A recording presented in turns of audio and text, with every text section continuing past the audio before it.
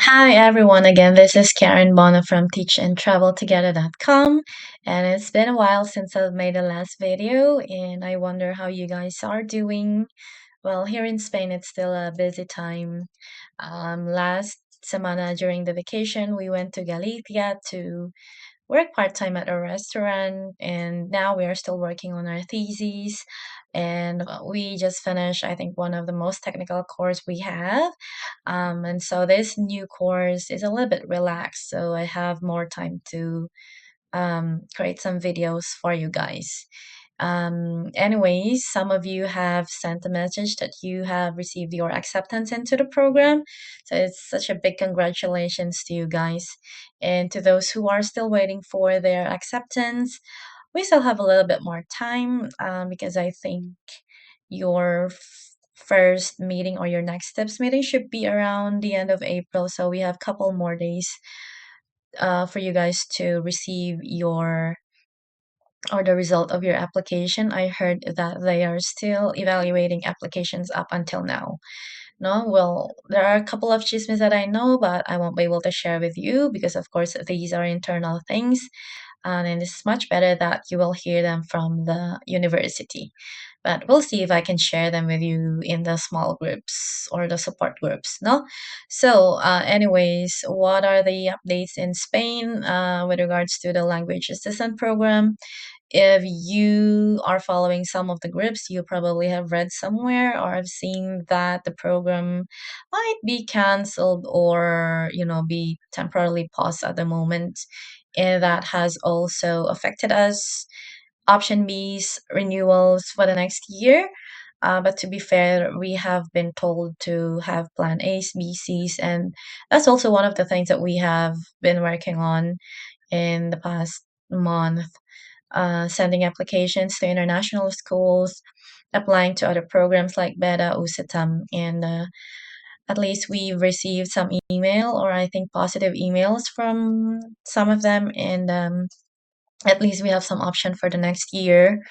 And in the next days, we also will be talking to a lawyer to see what other pathways we can have for next year to have a legal stay in Spain. No, so well, we'll also see if ever we'll have to change the visa and we'll have to go back home to the Philippines and process it there.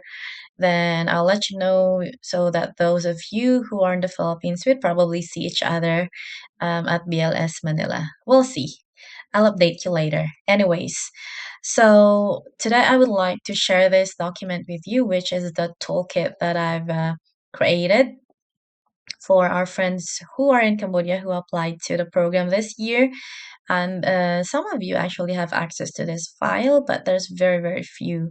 No, so I'd like to share this with you because it will probably take me another time to create the next video. So at least you already have like a general guide about the transition to Spain. So this is the first document that I've created for them. I've put everything that I knew during that time in this document. So I'd like you to read through them. Okay.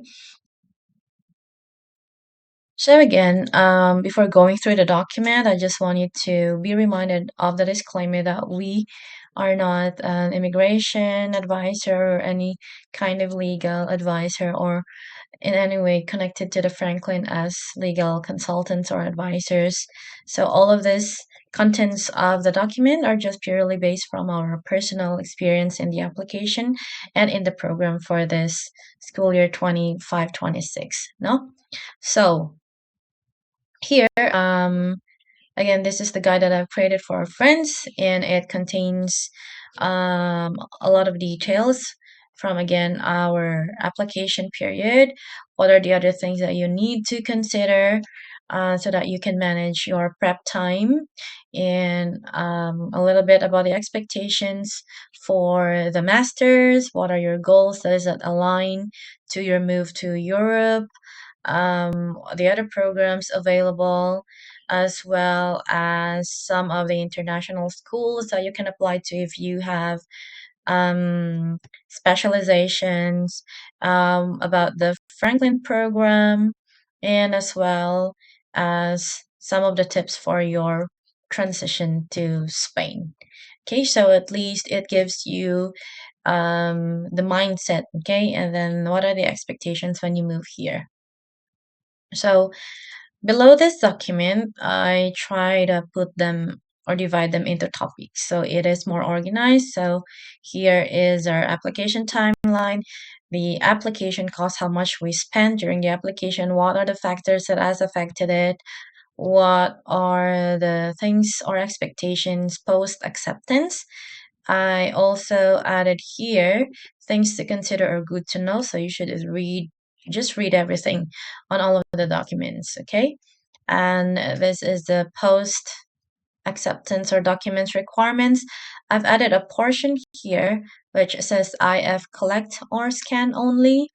So you would know if Franklin will collect the original document or not. This is based from last year's orientation, okay? And as well as the student budgeting, a couple of you have sent a message like how much money do we have to bring to Spain? So that is already included in here. And I also made a Google Sheet for your budgeting in Spain, which has the expected expenses or monthly expenses for a student. No, so this is also an annual budget, so you can already see like which month are you going to tighten your belt, or which month you have a little bit more money. Okay, so I made one for option B's, and then I also have one for option A's because of course you guys have different stipend. Also, I'd like you to read this part because this will of course affect your budgeting. Okay, so next is the sample schedules, which I've already made a video of, and there will be upcoming topics like the visa processing. When is the best time to process your visa? What are the expectations in the masters? And how should you conduct yourself as a language assistant, which is a very, very important topic, guys, because there are incident this year and we don't want that to happen next year because of course, especially Filipinos, no, because we are representing Filipino students, and of course we want the program to still keep accepting Filipino students. So por favor, guys. Anyways, the next one is what happens after MA or the pathways and expectations. I'll probably be able to add a little bit more after talking to the lawyer in the upcoming days. And of course, traveling in Spain. Of course, one of the reasons why you are taking this course or to the Franklin is it's a pathway to Europe, no? And of course, one of the reasons is for you to travel around Spain as well. So, what are the tips for you to be able to enjoy Spain through traveling? Okay, so now, I would like to introduce to you the support groups that I have prepared. So, first is that it's a free Zoom sessions.